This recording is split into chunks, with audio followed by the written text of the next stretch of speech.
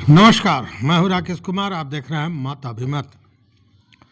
मित्रों, एक खबर देख रहा था। खबर में था कि दो रेल लाइनें, बड़ी रेल लाइनें बिछाई जानी है, जिसके लिए भूअर्जन होगा। जिन गांवों से होकर ये रेल लाइनें गुजरेंगी, वहाँ के किसानों को मोटा मुआवजा मिलेगा, बहुत पैसा मिलेगा। इसी तरह का समाचार उच्च पथ निर्माण को लेकर भी देखने को मिला। मतलब कि जहाँ से भी इस तरह की योजनाएं जहाँ भी हो रही हैं, वहाँ जमीन अधिग्रहण होगा और लोगों को बड़ा मुनाफा होगा। इसी तरह के समाचार दिखाया जा रहा है, बताया जा रहा है। लोग भी खुशी से अति उत्साहित होकर जमीन देने की तैयारी में भी लग गए। कई जगह भूअर्जन शुरू भी हुआ है, लेकिन कितना पैसा मिलेगा, कैसे पैसा मिलेगा, भूअर्जन में क्या क्या गोलमाल होता है, इन सारे चीज़ों को जानना हर उस व्यक्ति को चाहिए जिसके पास ज़मीन है। मतलब हर भूधारी को यह जानना चाहिए, हर रैयत को यह जानना चाहिए कि भूअर्जन का खेल कैसे होता है। तो इसकी एक वानगी देखने को मिली। लेकिन पहले आपको बता दें, जो समाचार था उसमें यह था कि बिहार के 6 शहरों के बीच रेल लाइन का काम शुरू होने जा रहा है और इस रेल लाइन के द्वारा इन शहरों की दूरियां कम हो जाएगी, रेलवे यात्रा सुगमतापूर्ण होगा। ये सारी चीज़ें थी। और इसमें है एक योजना, भागलपुर में एक और नई रेलवे लाइन बिछाने की बात, और दूसरा Vikramshila Katariya new double line, जिसपे गंगा पुल का भी निर्माण करना है। यह 26 किलोमीटर लंबा है और इसमें लगभग 25,491 करोड़ रुपए की लागत आनी है।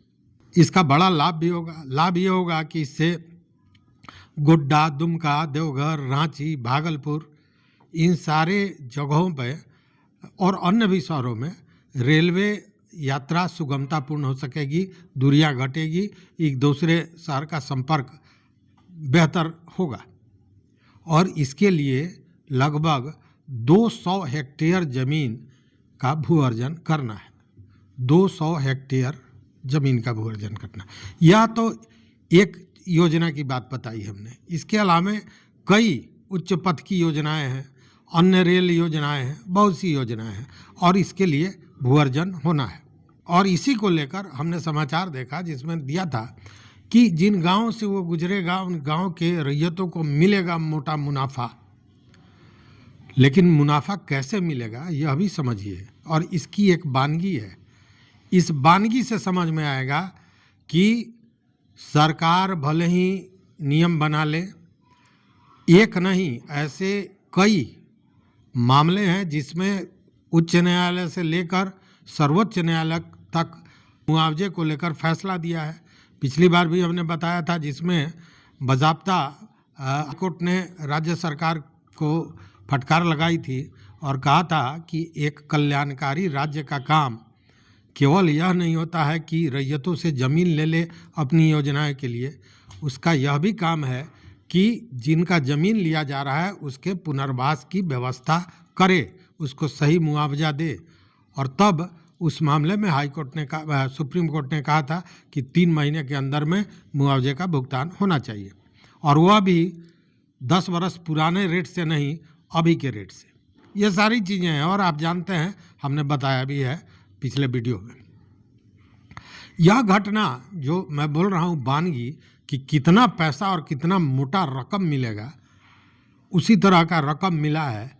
रिविलगंज से डोरीगंज सड़क बनने जा रहा है। मतलब छपरा होके पहले जो मेन हाईवे छपरा शहर होके जाती है तो बड़ा भीड़ भाड़ होता है, तो अब उस हाईवे को रिविलगंज से डोरीगंज के तरफ से घुमाकर, मतलब छपरा शहर से बाहर निकालते हुए निकालना है, जिससे छपरा शहर से होकर गुजरने की ज़रूरत नहीं पड़े, बाईपास की तरह हो जाएगा और वह मेन रोड ही होगा, 4 लेन होगा।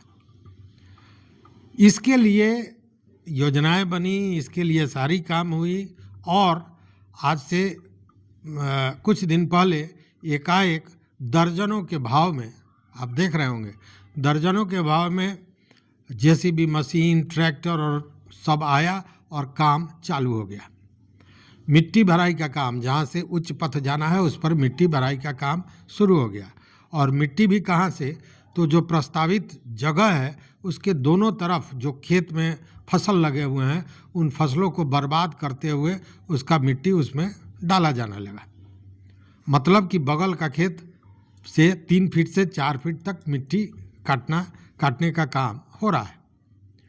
अब ये 2-4 दिन तक देखने के बाद जब वहाँ के ग्रामीणों को समझ में नहीं आया कि मामला क्या हो रहा है, तो वहाँ पहुँचे तो पता चला कि निर्माण हो रहा है 4 लेन का। तो निर्माण हो रहा है, किसकी ज़मीन में हो रहा है, किसके ज़मीन से लिया गया, कितना ज़मीन लिया गया, क्या मुआवजा दिया जाएगा, कब तक मुआवजा दिया जाएगा, इसकी कोई जानकारी किसी रैयत को नहीं। भूअर्जन विभाग के तरफ से एक भी अभी तक नोटिस तक जारी नहीं हुआ है। और बजाबते जो संवेदक है श्री राम इंटरप्राइजेज, उसके लोग पहुंचते हैं और मिट्टी भरने का काम चालू कर देते हैं।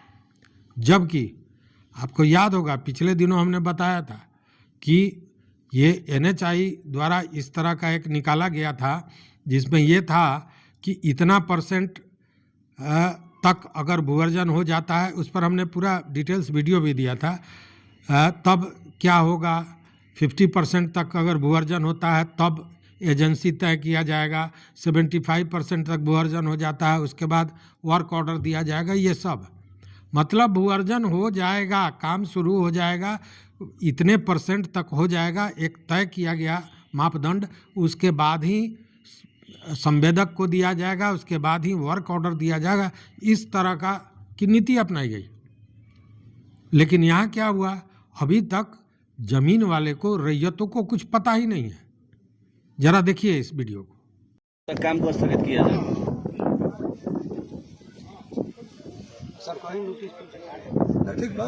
हम लोगों को हम किसान हैं, हम किसान होकर के ये बात करते हैं कि ये काम शुरू करने से पहले भी और आज तक हम लोगों को किसी प्रकार का कोई कागज नहीं दिया गया, कोई सूचना नहीं दिया गया। और हमारा फसल तो कट गया, जमीन का भी इन लोगों ने 3-3 फीट 4-4 फीट इन लोगों ने हमारे खेत को गड्ढा कर दिया है, जिसका भी हम चाहेंगे कि उसका जो फसल तरीके से है वो हमारा कर दिया जाए, भरपाई कर दिया, ताकि हम आगे चल करके हम अपने खेत को खेत समझ सके, उसको गड्ढा न करें। जमीन क्यों खराब करें इन लोग?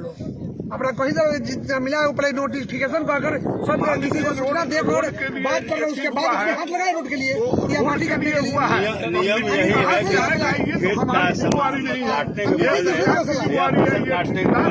कि सब लोगों को नोटिस जाएगी, नोटिस उनको जानकारी हो जाएगी, भुगतान का डेट फिक्स हो, जमीन का, फसल का, जो मिट्टी कट रहा है उसका सबका पेमेंट हो जाए, इसके बाद अपना काम लगाते कोई रोकने वाला नहीं होता। मिट्टी साइड से नहीं कटेगा, मिट्टी साइड से नहीं कटेगा, मिट्टी अपना दूसरा यहाँ पर नहीं कटेगा। का पालन हुआ है, मैंने सीधे लूट और हाँ, मिट्टी कहीं से बाहर जावे, यहाँ पर मिट्टी नहीं कटेगा। हमने कहा न वैधानिक प्रक्रिया का पालन हुआ है, न व्यवहारिक प्रक्रिया का पालन हुआ है। लूट, ठगी और डकैती का बहुत खराब उदाहरण है और यह नहीं चलेगा। यहाँ तेल नदी है, बगल में तेल नदी है, तो तेल नदी को नहीं दिया, उसका सरकारी जमीन है उसको नहीं दिया गया, और खेती का जमीन क्यों नहीं लिया गया, ये हम सरकार से कहना चाहेंगे। अनिल जी अभी कुछ बोलना चाहते हैं?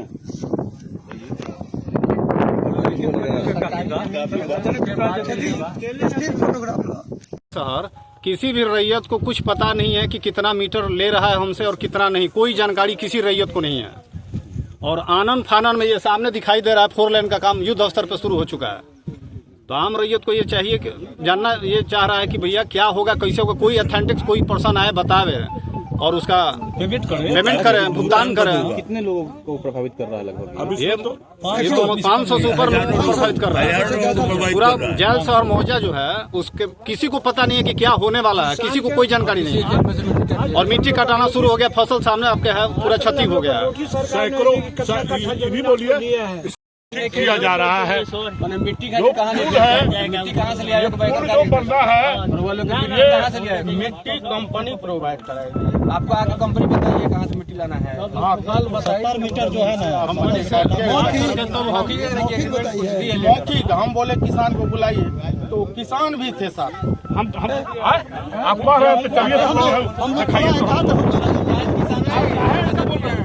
किसान भी थे। अभी चलिए हमारे खेत में जिनका जमीन चलिए था वो नहीं होंगे, हमारा है पट्टीदार सब था जो लिया था ना वो सब फसल वाला हैं जो यहाँ का देख रेख करने वाले व्यक्ति हैं वो कह रहे हैं 70 मीटर फसल को बर्बाद कर और समूचा मिट्टी काटा जा रहा है, गेहूँ काटा जा रहा है। यह किसान को भरपाई कैसे होगा? बस मैं यही कहना चाहता हूँ। हमारा त्रिभुवन सिंह नाम है। 1000 रुपये कट्ठा जो गेहूं का हमारा भी जमीन है, हमारा जमीन में फसल लगा हुआ है और कोई हमको सूचना तक नहीं है कि आपका जमीन इसमें पड़ा है रोड में या नहीं पड़ा है, नोटिस कोई नहीं। ट्रैक्टर वाले हैं। कल सुबह मेरी गाड़ी यहाँ पहुँची, कैंप लगाया गया।